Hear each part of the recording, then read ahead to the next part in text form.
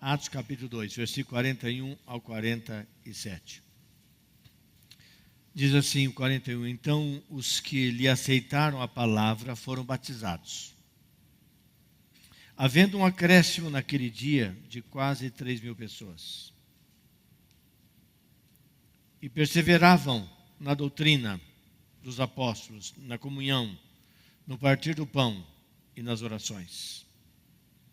Em cada alma havia temor, e muitos prodígios e sinais eram feitos por intermédio dos apóstolos. Todos que creram estavam juntos e tinham tudo em comum. Vendiam as suas propriedades e bens, distribuindo o produto entre todos à medida que alguém tinha necessidade. E diariamente perseveravam unânimes no templo, partiam o pão de casa em casa e tomavam as suas refeições com alegria e singeleza de coração, louvando a Deus e contando com a simpatia de todo o povo. Quanto isso, acrescentava-lhes o Senhor dia a dia os que iam sendo salvos. Espírito Santo, que está diante dos nossos olhos, a tua palavra revelada, a palavra que é vida, a palavra que instrui e a palavra que molda. Espírito Santo, vai ministrando agora na nossa mente e no nosso coração essa palavra. Nos faz entender o propósito da igreja. Nos faz entender por que nós nos reunimos. Nos faz entender, Espírito Santo, por que nós estamos juntos aqui. E levanta aqui um povo guerreiro, um povo cheio de ousadia, um povo cheio de Ti, um povo transbordante dos sinais, das maravilhas e dos Teus prodígios. Fala conosco nesta manhã, agora na Tua palavra, e que as palavras dos meus lábios, meditar do meu coração, sejam agradáveis na Tua presença, Deus meu, rocha minha, Redentor meu. Amém. Quero falar nesta manhã sobre a sublimidade da comunhão. Nós estamos iniciando a estação da comunhão. Eu não poderia deixar de abordar esse tema com vocês, meus irmãos, minhas irmãs, para que você possa entender a importância desse momento. O que é a sublimidade da comunhão? Ela inclui 3 verdades básicas. Primeiro, que a comunhão, ela produz em nós alegria, produz em nós contentamento, produz em nós vida. Segundo lugar, que a comunhão, ela desperta em nós, dentro do nosso coração, um desejo para a oração. E vamos ver como a oração é importante na vida da igreja, na nossa vida, na vida de cada cristão. Em terceiro lugar, que a comunhão, ela gera, ela produz, ela cria uma igreja contagiante, como foi a igreja de Jerusalém. Mas hoje, irmãos, olhando para esse texto, eu quero abordar a vida da comunhão da igreja. Como essa igreja vivia, e vocês ouviram o texto, vocês entenderam, e quero apenas buscar aqui algumas verdades sobre esse texto.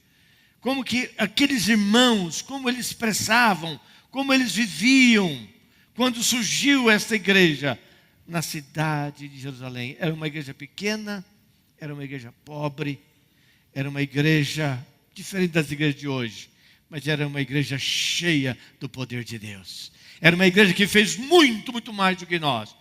Fez muito, muito mais do que grandes igrejas, porque era uma igreja que havia entendido a sublimidade da comunhão. Irmãos, comunhão é uma virtude que marca a vida do verdadeiro cristão. Você precisa despertar isso. Nós precisamos de criar isso na nossa vida, a comunhão. Isso depende muito de mim, está dentro de mim. Eu posso ser uma pessoa totalmente introspectiva, uma pessoa que entro numa reunião como esta, ou numa célula, ou numa outro tipo de reunião, com o meu rosto trancado, meus olhos para baixo, e tenho o meu momento aqui, e saio, e ninguém fala comigo, eu não falo com ninguém. Eu quero dizer que a comunhão, irmãos e irmãs, é uma marca do cristão. Nós necessitamos da comunhão, nós precisamos desenvolver a comunhão. Comunhão é relacionamento.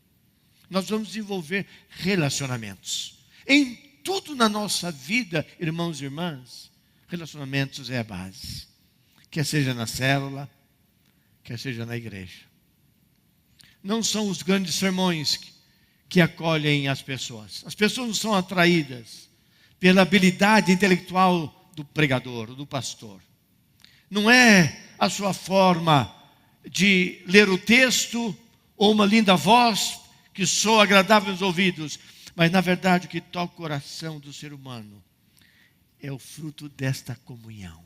É como você abraça, é como você acolhe, é como você recebe, é como a outra pessoa que está chegando, está do seu lado, quantas vezes do seu lado aí, quando está sentado nessa poltrona, todos cantam, etc., mas você não olha para o lado, você não estende a sua mão, você não pergunta quem é, você não diz Deus te abençoe, e você na verdade não tem nenhuma comunhão com essa pessoa, nem aqui e muito menos fora daqui. Não existe cristianismo no coração de uma pessoa totalmente independente, numa pessoa isolada, uma pessoa solitária, iracunda. Cristianismo existe um coração que ama. E esta é a marca dessa igreja. E o texto deixa muito claro, meus irmãos, a importância da comunhão. Nós temos 3 meses, começando hoje, para nós expressarmos comunhão. Começando na nossa casa, como eu relaciono com o meu cônjuge, como eu converso com os meus filhos, como a família se relaciona com os meus vizinhos, no prédio, ou no condomínio, ou numa casa, no meu trabalho, aonde eu convivo, como que as pessoas me veem, como que eu chego na segunda-feira, como que eu vou embora nos finais da tarde, como eu me relaciono em momentos de congraçamento. É a comunhão. É muito mais, irmãos e irmãs, a comunhão entre e no meio da família da fé. Um grande pensador, escritor, missionário francês chamado Michel Coiste. Ele diz: nenhuma pessoa consegue viver sozinha sem se empobrecer. Não é de dinheiro, não é porque ela vai perder dinheiro ou deixar de ganhar dinheiro, mas ela fica pobre porque ela é uma pessoa sozinha. Ela não experimenta, ela não divide, ela não abençoa, ela não é abençoada, ela não reparte, ela não colhe e nem semeia. Por isso é que Deus, irmãos, Ele criou a família. Deus poderia, na verdade, fazer com que cada um de nós aparecesse em algum dia, em algum lugar, e vivesse pequenos cubículos. E a engenharia de hoje estaria desenvolvendo um lugar que coubesse um pequeno carro, uma única pessoa. Em vez de ter uma grande casa, uma família só, muitas pessoas estariam vivendo naquela casa. Mas Deus não fez assim. Deus criou uma família. Deus criou um pai, criou uma mãe, criou um filho, veio um segundo filho. O pastor Jefferson vem o terceiro, daqui a um tempo vai vir o quarto, o quinto e o sexto. É a família, é no meio da família. Deus nos criou, irmãos e irmãs, para nós vivemos em relacionamentos. E lá no Velho Testamento, quando nós lemos o Salmo 133, o salmista, naquela oração de adoração, porque o povo agora, é um dos salmos que o povo cantava, e o povo cantou na volta do cativeiro, e diz: oh, como é bom, como é agradável, quando os irmãos convivem em união. Ele diz: é como o óleo precioso que desce sobre a barba do sumo sacerdote, aquele que apresentava o pecado do povo a Deus. É como o orvalho do Hermon, o maior monte em Israel, que fica congelado o ano inteiro, e no verão há o processo do descongelamento e a água corre e rega aquela terra árida. Ele diz: é como o monte do Hermon. E ele diz: e ali é que o Senhor ordena a vida. importância, a sublimidade, irmãos, da comunhão. E Jesus, ensinando, e João registra as palavras do Senhor Jesus, quando no capítulo 13, 35, ele diz assim: nisto conhecerão todos que sois meus discípulos, meus amados. Ele diz: se tiverdes amor uns para com os outros. E como que eu expresso amor? Eu não expresso amor mandando e-mail.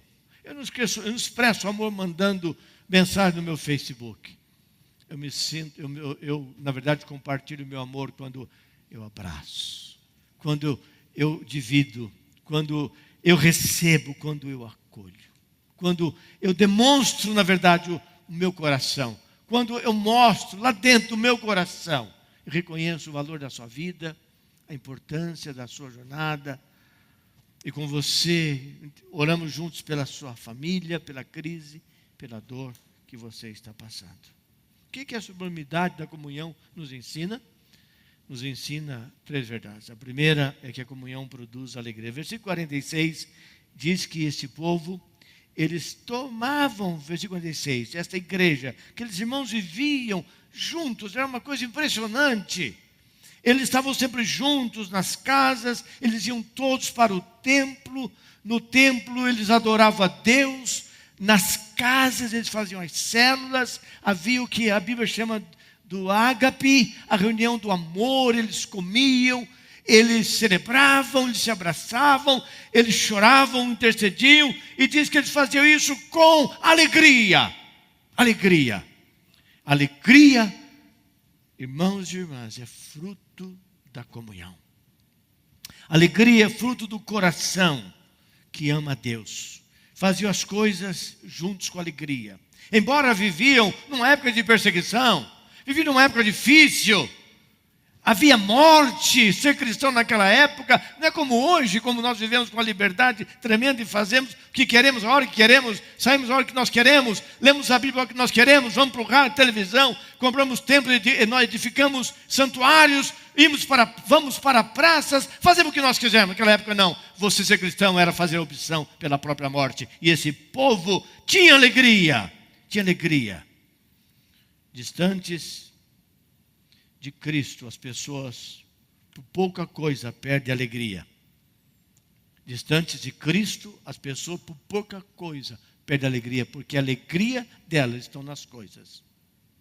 E quando as coisas se vão, se vai a alegria também. Mas não é assim com o povo de Deus. Não é assim com a igreja do Senhor Jesus Cristo. Por quê?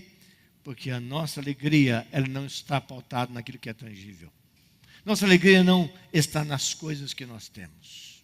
Na verdade, irmãos, as coisas que nós temos, às vezes, pode dar maior aborrecimento do que alegria. A nossa alegria está na essência da presença de Deus na nossa própria vida.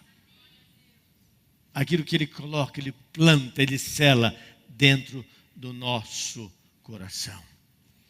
Mas quando estamos em Cristo, quando nós conhecemos quem Cristo é, quando nós experimentamos o poder de Deus, e sabemos quem Ele é e como Ele age na nossa própria vida, então nós passamos a ter a alegria que Deus concede ao coração de cada um de nós. O Salmo número 123 diz: grandes coisas, olha como que o povo olha, ele não olha que coisa maravilhosa, olha como eu progredi, olha o balanço da minha vida, da minha empresa, daquilo que eu fiz. Ele diz: não, grandes coisas tem feito o Senhor por nós, naquilo que é essencial da nossa vida. E diz o Salmo 126, versículo 3, e é por isso que nós estamos alegres. O que foi, irmãos? O livramento que Deus deu para aquele povo. Esse povo celebra o livramento porque esse povo volta do cativeiro, do estado de escravidão, de sofrimento, de humilhação, e volta para casa. É o estado da alma, é a alegria da ação poderosa de Deus na sua vida. Lucas 2,10 diz que veio o anjo anunciando Jesus e diz: eu vos trago boas novas de grande alegria. É que hoje vos nasceu o Salvador, que é Cristo o Senhor.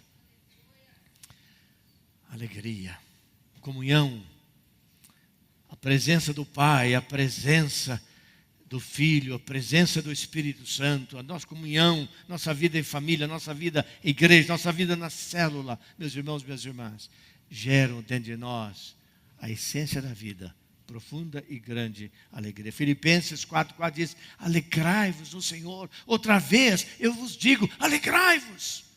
E Paulo, quando escreve essa carta, estava preso.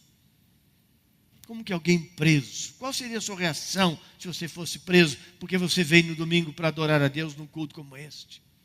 Ou porque você estava fazendo uma reunião de célula na sua casa e entrar na sua casa, pegaram você é o dono da casa, sou eu, preso lá na cadeia.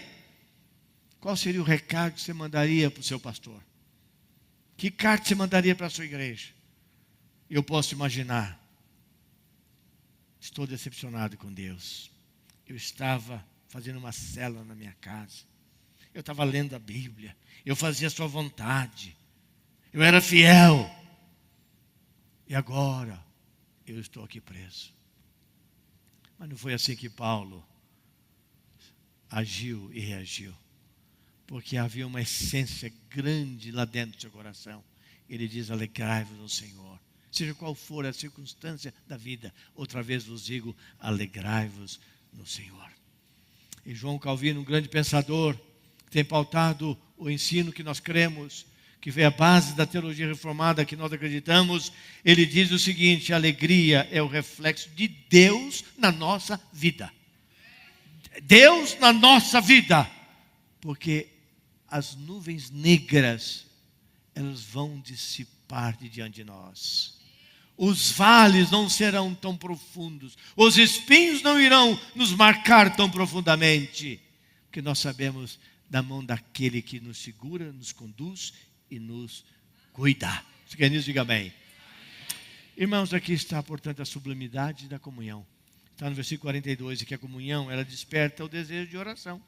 Olha, diz o versículo 42, que esse povo, esses irmãos do passado, essa igreja que serve de modelo para nós, e nela que nós queremos espelhar a nossa vida, não vamos espelhar em ninguém, não há nenhum outro modelo. Nós estamos olhando sempre para a palavra de Deus, e ela que tem conduzido a nossa vida até aqui. Eles perseveravam no ensino que eles haviam recebido dos apóstolos, que tiveram experiência com Deus, aprenderam com Jesus Cristo.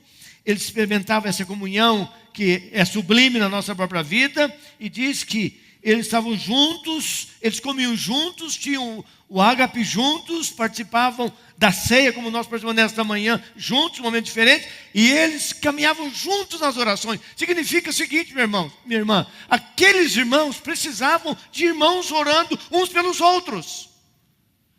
E por que nós não oramos uns pelos outros? Porque nós não temos aprendido a viver em comunhão. Eu vivo no meu mundo, na minha casa. A minha agenda é fechada. Eu não tenho espaço para ninguém. Eu não posso gastar tempo com ninguém. Não é isso que esse texto quer ensinar para você e para mim. Esse texto diz que aqui está o modelo da vida da igreja. E Jesus é nosso modelo. A oração foi o modelo da vida que Jesus havia deixado. Os apóstolos olharam para Jesus. Os apóstolos viram como e quanto Jesus orava. Jesus deixa um modelo para a gente, irmãos. A oração faz parte. Por que a oração é tão importante? Por que a oração é tão enfatizada na vida da igreja, na vida dos cristãos? Porque, irmãos, esse é um momento quando... É o único momento quando você deixa tudo. Mas normalmente, irmãos, quando você quer ter uma intimidade com Deus, você se tranca. Você gasta um tempo só. Ou então com irmãos, com pessoas que creem que você crê. E você vai ter um tempo com Deus. Sem a oração não há tempo para Deus. É isso que significa a importância da oração. Sem ela, eu não dou tempo para Deus. Eu dou tempo para as minhas coisas. Não damos tempo para Deus. Jesus sabia disso. Ele sabia tanto que ele gastou muito tempo na oração. Por isso, alguém já disse que a oração é o único elo que o diabo não consegue quebrar. A oração. Porque é o tempo quando você dá para Deus. E você começa a ouvir a voz de Deus. E Deus começa a ministrar o seu coração. Começa a fazer novidade na sua vida. Ele fala do seu grande amor por você, como você é especial. beneficiado da oração, irmão e irmã, somos nós. Quando Deus vem e produz em nós, então, essa certeza de quanto nós somos amados por Ele. Não é por aquilo que eu faço, mas por aquilo que Ele comunica no meu coração. No ano de 1843, nascia um homem na Inglaterra chamado Charles Spurgeon.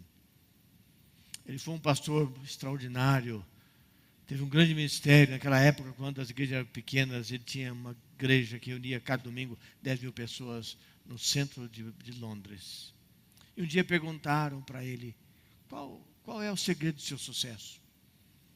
Ele disse, eu trabalho de joelhos. Em outras palavras, ele disse, a minha vida, eu gasto tempo, eu priorizo tempo na oração. Porque, irmãos, não é pelo fato de nós sermos pastores que a gente ora tanto tempo assim. Porque se nós não cuidarmos, as coisas do dia a dia vão tomando conta da nossa própria vida, que nós não temos tempo nem para orar e nem para ler a Bíblia. A não ser quando você tem que fazer um sermão. Porque o pastor que não tem o hábito de ler a Bíblia, ele não tem mensagem. Ele pode fazer um sermão, mas ele não tem mensagem. Porque a mensagem, irmãos, tem que nascer no coração. Tem que nascer lá dentro do coração da gente. Tem que ser fruto de uma caminhada sua. De uma caminhada na presença de Deus. Quando você está orando de noite, de manhã, ou de madrugada, ou nos diões da oração. Você pega a Bíblia naquele momento e você vai deixando Deus trabalhar o seu coração. É a mesma coisa na vida de cada um de nós, de vocês. Estão lendo a Bíblia. Deus quer falar o seu coração, ministrar o seu coração. Então eu trabalho. Essa foi a resposta. Quer saber o meu segredo? Meu segredo foi o curso que eu fiz. Meu segredo não são os livros que eu tenho. Meu segredo não é a voz que eu tenho. Eu trabalho de joelhos. Então, meus irmãos, minhas irmãs, a oração, ela enche o santuário da presença de Deus. A oração, irmãos, ajuda a trazer necessitados, a nos lembrar as nossas necessidades nas nossas células, ou nos nossos grupos, ou no ministério que nós somos engajados, ou nas reuniões que nós nos reunimos. A oração, ela dirige os cânticos para agradar o Espírito Santo. Não é cantar por cantar, não é tocar por tocar, mas é para agradar o Espírito Santo. Como a gente faz isso? É através da oração. E a oração prepara o meu coração para os milagres de Deus. Ela faz isso. E Deus vem e age poderosamente. Para eu crescer em comunhão. Para eu desenvolver intimidade. Para eu crescer nos relacionamentos. Em primeiro lugar, que ela produz dentro do nosso coração alegria. Em segundo lugar, ela, na verdade, provoca em nós, ela desperta o nosso desejo para oração. Em terceiro e último lugar, comunhão gera uma igreja contagiante. Todos nós gostamos de uma igreja boa, alegre, um culto gostoso. Todo mundo quer sair daqui abençoado. Todos nós queremos isso. Que coisa maravilhosa. O pastor estava feliz, ele estava alegre, não cansado, bocejando, estava alegre. Todos nós queremos uma igreja assim. Mas, irmãos, essa igreja não vai existir se nós não entendemos o nosso local, o nosso lugar, o nosso papel. Porque a comunhão é que vai gerar isso. Essa igreja contagiante. Versículo 47 diz que eles louvavam a Deus e eles contavam com a simpatia do povo, dos de fora. É como os vizinhos nos enxergam, é como os nossos vizinhos nos veem, como as pessoas que trabalham conosco, eles nos sentem. A igreja, ela era atrativa naquela comunidade. O povo gostava da igreja. Eu imagino o povo saindo na reunião, no templo, e o povo todo na janela. As pessoas, as mulheres mais idosas, os homens também, as crianças, olhando. Ai, eu queria ir naquele lugar também. Olha que povo diferente. Parece que uma fumaça acompanhava aquele povo. Aquele dia calorento, parece que um frescor descia do céu e inundava aquele lugar. Porque essa igreja contagiava. Como vai acontecer isso, meus irmãos, minhas irmãs? Vai acontecer quando nós envolvermos, quebrarmos as barreiras, nos entregarmos inteiramente. Começa na nossa casa, o dia da manhã, na nossa célula, nas nossas reuniões, aqui, não tem essa pressa doida de ir embora. Quando você pode chegar e abençoar alguém perto de você. Se encontrar alguém, você dizer, Deus te abençoe, meu irmão. Declarar a paz daquele que pode dar paz, que é Jesus Cristo, no coração dele. Então a vida, irmãos, causou um impacto naquela cidade. Essa é a descrição desse texto. Maravilhoso. Então a igreja era uma presença boa. Esta igreja é uma presença agradável. Por causa do povo. Por causa do povo. Porque a hora que fecha isso aqui, irmãos, isso aqui não é nada, isso aqui é um prédio. Nesse momento, nós reunimos aqui. E quando nós saímos daqui, isso aqui não vê um prédio, pode virar qualquer outra coisa. Como o tempo da igreja que eu fui pastor em São Paulo, virou um McDonald's, um restaurante. Porque a igreja somos nós. Queridos, diga amém. Nós somos a igreja. Irmãos, interessante, há duas palavras no grego que expressam a palavra que é bom, a coisa boa. A primeira palavra é agathos. Agathos significa, expressa a ideia de uma coisa boa. Descreve um objeto bom, como um relógio. Pega um relógio Bulova, você pega um Rolex. Bom. Esse aqui não é não, tá, irmãos? É bom, etc. Mas há uma outra palavra no grego que é kalos. Kalos, ela não apenas descreve o que é bom, o que é belo, mas que tem aparência de bom. Quando você olha, te atrai. Assim era a igreja em Jerusalém. Não era só uma igreja boa, não era só uma coisa maravilhosa, mas quando olhavam para aqueles crentes, eles tinham aparência de coisa boa. Era o kalos. É isso que Deus quer fazer com você e Deus quer fazer comigo. Irmãos, assim precisamos ser nós. Eu desafio, conclamo você, meu irmão, minha irmã, que está aqui nesse domingo que nós estamos lançando essa estação, para sermos um povo alegre, porque Jesus está em nós. Amém? Sermos um povo da oração. O avivamento não vem sobre nós, irmãos, se não for pela oração.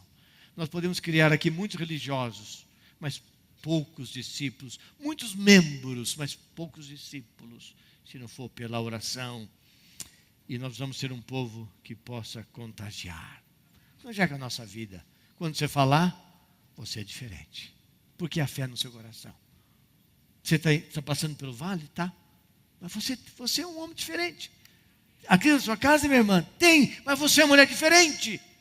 Por causa de Cristo, que dirige e reina a nossa vida. Nessa estação, devemos viver assim. Acrescenta, Pai, o modelo, o exemplo de uma igreja viva, poderosa, que é a igreja de Jerusalém na nossa vida. E ajuda-nos, Pai, neste dia, a entendermos esta verdade e vivemos nessa dimensão da comunhão, a que nós te pedimos, Espírito Santo de Deus, nesta manhã, no nome de Jesus. Amém.